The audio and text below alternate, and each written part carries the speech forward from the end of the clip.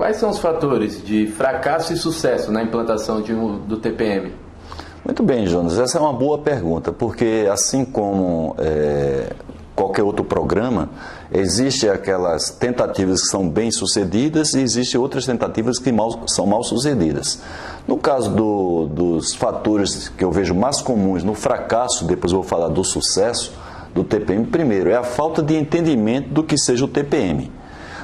Muitas empresas acham que TPM é a chamada manutenção autônoma. E TPM tem vários pilares, entre eles o pilar de manutenção autônoma. Não adianta a empresa querer implantar um pilar que conscientiza e habilita o operador para fazer até pequenos reparos no equipamento, se, por exemplo, o pilar de manutenção planejada ou as atividades da função manutenção não estão sendo bem desenvolvidas.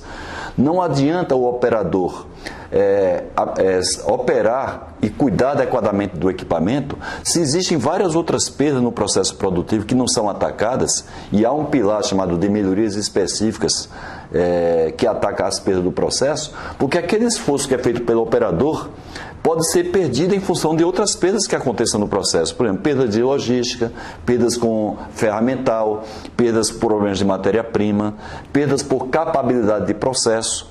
Ou seja, o que seria capacidade do processo? É você exigir uma determinada especificação que a empresa não tem ou o método, ou o know-how, ou a tecnologia para encontrar aquele nível de especificação, para oferecer aquele nível de especificação para o seu cliente.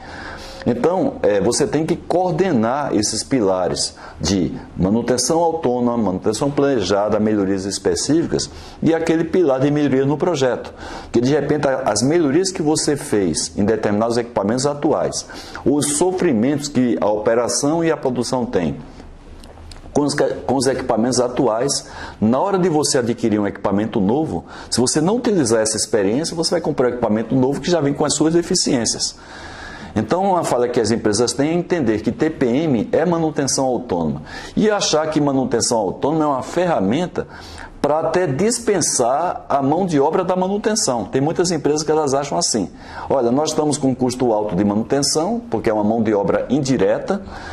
Uma das maneiras que a gente tem para reduzir o quadro da manutenção, reduzindo o custo da manutenção, é justamente passar algumas atividades que hoje são feitas pela manutenção para o operador.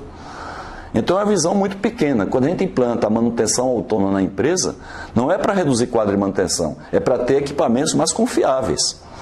Não é? Então, de repente, você ao implantar o TPM, muitas vezes até você pode aumentar o quadro da manutenção, aumentar até os custos da manutenção em favor de uma maior disponibilidade que vai se reverter numa maior produção e muitas vezes numa maior lucratividade para a empresa. Então, essa é a primeira falha. A outra falha é não encontrar a metodologia adequada para a implantação do TPM. E a melhor metodologia é aquela voltada para resultados. Então, o TPM tem os indicadores de qualidade, de produtividade, de custos, até mesmo de prazos, que você deve verificar com a implantação do TPM se esses indicadores melhoram na empresa. Então, você tem que usar o TPM com a metodologia que vai maximizar a produtividade da empresa. Então, se a empresa não domina essa metodologia de implantação, ela vai implantar TPM como mais um programa, mais um modismo, em forma de campanha, e que o TPM, ao longo do tempo, não vai fazer parte da rotina da empresa. As pessoas, em nível de gerência e supervisão, ainda tratam o TPM como um programa à parte. É um programa que, às vezes, até na visão distorcida, atrapalha a rotina das pessoas. As pessoas às vezes perguntam assim: mas hoje a gente não vai ter tempo para fazer TPM. Então, olha só, tempo para fazer TPM, o TPM é implantado para justamente você ganhar tempo. E não implantar o TPM quando você tem tempo. Não é? Então, o TPM é uma ferramenta, é um aliado da produtividade. Ela não tem a função de competir com a rotina, ela tem a função de ajudar a rotina. Então, claro que no início, você, ao liberar uma pessoa para ser treinada, essa pessoa podia estar executando um trabalho. Mas no momento que você libera ela para ser treinada, você espera que ela, ao retornar do treinamento, apresente um maior desempenho. Então, é outra dificuldade que a gente tem, outro motivo de fracasso que a gente tem na implantação do TPM, é a empresa não dominar a tecnologia.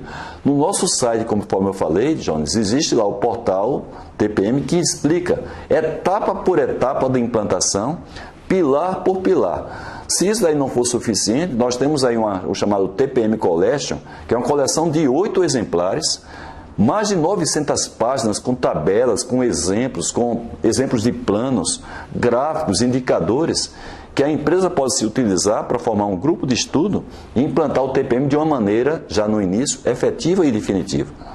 Então, esses são os 2 grandes fatores de fracasso. O fator de sucesso do TPM é, primeiro, a direção da empresa entender o TPM como uma ferramenta, uma metodologia que vai melhorar a competitividade da empresa. Então, você tem que convencer a direção da empresa. Não implanta o TPM da média gerência para baixo. Às vezes acontece da área de manutenção, Jonas, até se arriscar a implantar TPM como se o TPM fosse uma ferramenta da manutenção. E o TPM não é uma ferramenta da manutenção. A ferramenta da manutenção é o pilar de manutenção planejada, que é um dos pilares do TPM. Então, eu vejo muito nas empresas, quem vai implantar o TPM na empresa é a manutenção, como se TPM fosse uma ferramenta da manutenção. TPM é uma ferramenta da empresa. Para uma empresa que tem lá um sistema de gestão, quem deveria coordenar o TPM é quem coordena o sistema de gestão da empresa. Se a empresa tem uma área de qualidade total, uma área de WCM, que é a manufatura classe mundial, tem uma área de Lean Manufacturing, ou quer tratar o próprio TPM como um sistema de gestão, essa pessoa é quem vai coordenar o TPM.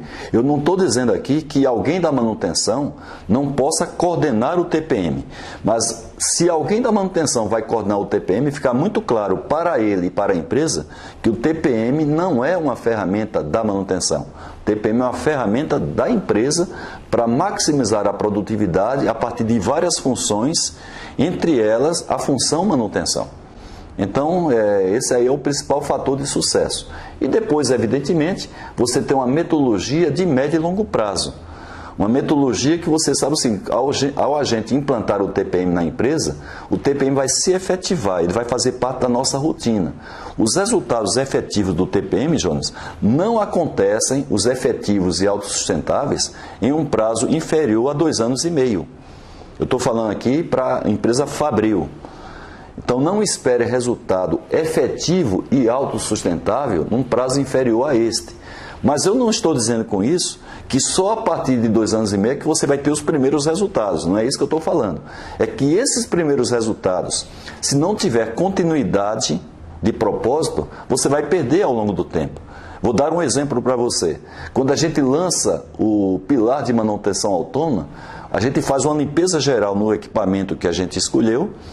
A gente identifica a partir de etiquetas as anomalias dos equipamentos, que são os desgastes. A manutenção depois vai ter um prazo para eliminar esses desgastes e é exigido que lá na frente a manutenção tenha um plano de preventiva para manter esse equipamento em uma condição básica de funcionamento. Muitas vezes, como não existe esse plano preventivo, ou ele tem, mas não é cumprido, e não é cumprido às vezes por limitação da manutenção, por limitação de disponibilidade do equipamento para a manutenção preventiva, o equipamento volta a ter aquelas condições, aquelas anomalias que existiam no passado. Então você vai exigir que lá na frente seja feita uma nova limpeza, uma nova etiquetagem, e se o operador, se o supervisor é o mesmo, claro que ele vai desacreditar nessa segunda tentativa. Então é por isso que eu digo, os primeiros resultados acontecem 3, 4 meses após a implantação. Mas a gente não pode dizer que por ter esses primeiros resultados, eles vão ser efetivos e definitivos. Dependendo da continuidade da implementação, acaba deteriorando, né? Que aí eu digo que no mínimo 2 anos e meio é um tempo para você ter resultados mais autossustentáveis do TPM. Não somente eu apresentei para você um caso da manutenção autônoma, mas eu poderia mostrar casos de manutenção planejada, eu poderia mostrar casos de melhorias no projeto, eu poderia mostrar casos de melhorias específicas. Então, é só um exemplo para mostrar que os primeiros resultados acontecem, mas eles não são efetivados, nem são autossustentáveis em um período que eu considero inferior a 2 anos e meio.